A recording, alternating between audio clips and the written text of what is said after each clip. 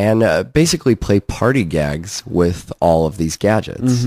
And so in addition to, for the movie to kind of set out to convince you that he's, you know, good at what he does and that that's to be respected, the movie also kind of has the ambitious task of convincing you he should be paranoid.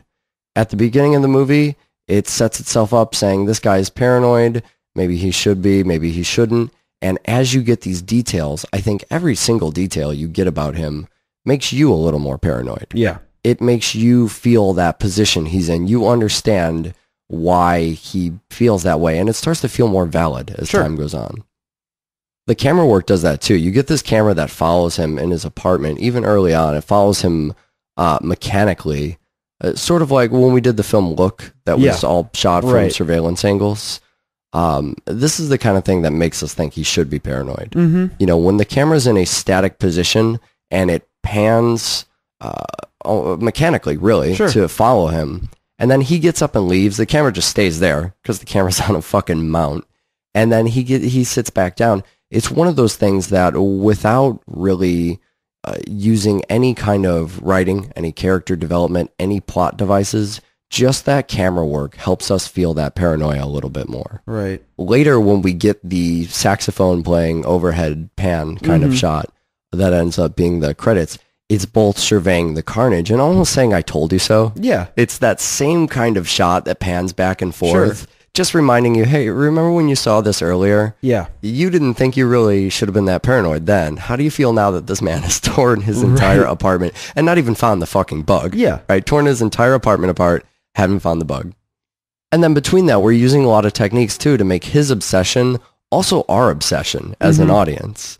You know, that's one of the things about voyeurism in film that's interesting to me, is finding ourselves in the position of our characters. Sure. Well, you know, we're watching a movie about people being watched. Right. Well, and the thing that I thought was really strange about the conversation is that you get this intro and you realize that he's kind of onto something and there's something very amiss going on, and he's aware of it. He's trying to get to the bottom of it. But eventually the film gets to the point where even the film is going, just ignore that. Right. Don't worry about that. Have a party. You know, mess around with friends. Enjoy the convention. Nothing's going on. Don't worry about it. Let it go. Just as his friends are telling him. Yeah, but meantime, you're sitting there going, get everybody out. Sit down. Figure it out.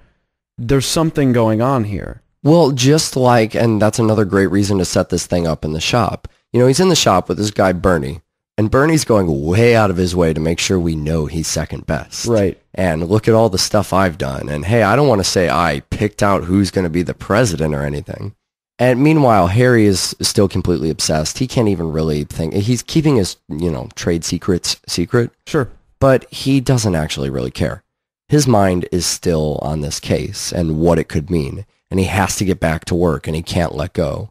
And we start repeating, you know, these, we get this, listening to this audio over and over, and it becomes hypnotic.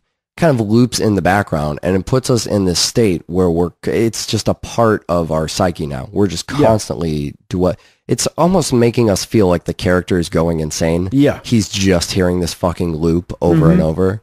And as I was watching this for the first time, I was thinking, am I just feeling like this character is going insane because I'm going a little nuts hearing this bit of dialogue over and over? And it's another nice sort of pat on the back when you get to the end and find out the character is sort of losing his marbles a little bit. He's starting to get some hallucinations. He's losing his grip on reality. I think his obsession's gone too far. And that's one of these points where the movie can really be creepy at times. Oh, yeah. And, you know, as he's going into this dream sequence, or beginning and I guess really the ending too of the dream. The ending is even more kind of shaky. Yeah, it is. It's really very creepy. There's another good moment too. The one where you like the composition. Was it the composition you liked about that shot? Oh yeah, where he was kind of balled up under the sink with all of his equipment on the toilet. And he was just sitting there listening to the next room. Yeah, it's an interesting shot too, because he's under the sink by the hotel toilet, and he kind of panics when he hears the audio. And as, you know, he's getting out from under the sink, and he's coming towards the camera a bit, we sort of realize that this shot is actually in a mirror, which is normally just sort of a showy thing that a movie can do.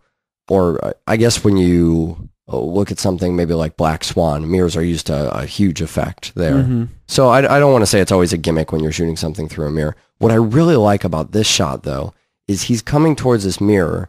We realize it's a mirror, and then he turns around because he's actually a lot closer to us than we assume. And we pan up from what's even a more claustrophobic and uncomfortable angle. He's just on top of the camera at this point. Right. And that gives us a little bit more anxiety as an audience. And he fucking darts out of the bathroom and has a panic attack. That if I had to pick a moment where I'm pretty sure our character is going, literally going insane, I think this is probably the moment. Oh, yeah. Well, I would pick both as one of the weirdest, most disturbing things I've seen in a long time, and the moment where he's totally lost his shit is when the toilet starts bleeding. Right.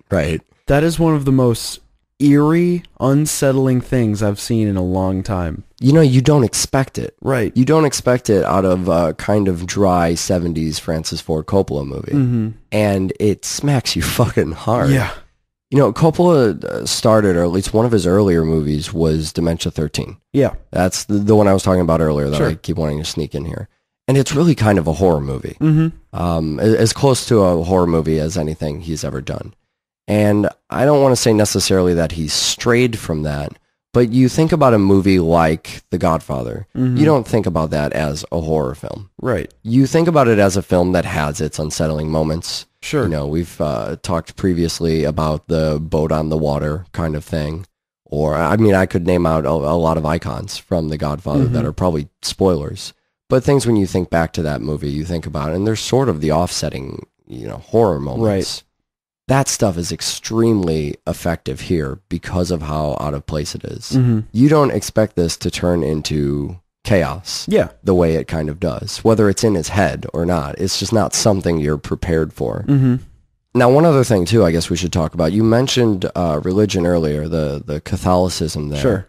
What's going on with these religious hangups? Well, I was trying to figure it out because I was raised in that persuasion. Sure. And I really think that there are two major things that it points out. One, I think it gives him reason to go against what his job is of just kind of leaving well enough alone. And he thinks... Oh, you mean in trying to save this girl, he thinks. And it's not that people wouldn't do that, but I think in his profession, you automatically have to go, well, he's the kind of guy that isn't going to get involved. Sure, he's a professional. He's the best at what he does. Right. He shouldn't be involved. But I think his religious background kind of leads him to try to be defensive in a situation that he thinks he's the only one that can do anything.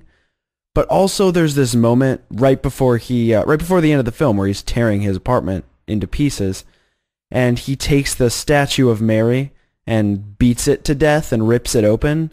And that is this defining moment where you realize that he is officially, his paranoia has taken over all other aspects of his life. He's no longer as hung up on his religious faith as he is on his conviction that there is somebody listening to him.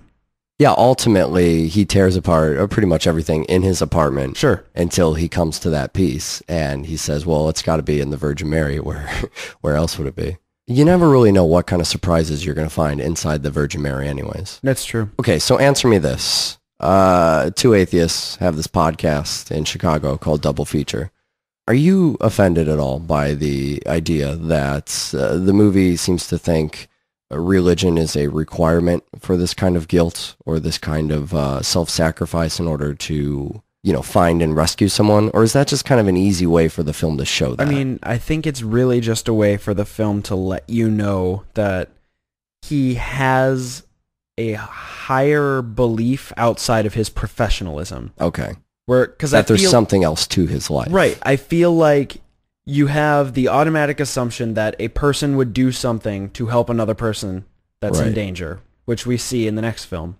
And I feel like that's canceled out by the fact that he's a professional surveyor. Right. He doesn't get involved. That's not his job. Sure. So I think they need another one to tip the scales in the direction of saving the girl. So the movie's not necessarily saying, he's got a moral code because he has religion. Right. Just that's obviously a driving force in his life that's at ends with this other thing he does. And that it takes precedence over his job when it really comes down to it. Right, certainly. So what about this ending then? The ending leaves us in a place where we have certainly a little bit of ambiguity. Mm-hmm. You know, there's a couple interesting points here as far as Harrison Ford's character. Right. Strangely, I think this is the first time we've ever talked about Harrison Ford on Double Feature. I don't know how that happened, especially with all the fucking Spielberg we've done.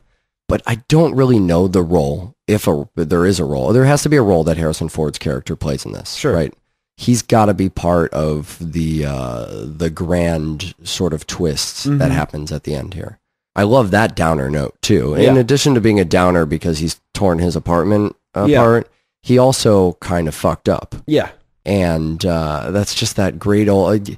If there's anything that pulls this more towards sci-fi than film noir, it's the fact that we have 70s sci-fi downer, that fucking sucks ending. Yep, you blew it. The other thing I wonder about is Bernie. Yeah. The movie tried so hard to tell us Bernie was something, and then he disappears halfway through the movie. Right. Do you get the feeling that he's involved in this at all? Or is that completely just something to fuck with you earlier? I think it's just supposed to mess with you and create the sense of even the best isn't safe from being checked up on. So then it becomes part of that paranoia, part of that, just showing that he has the ability to be monitored himself. Right.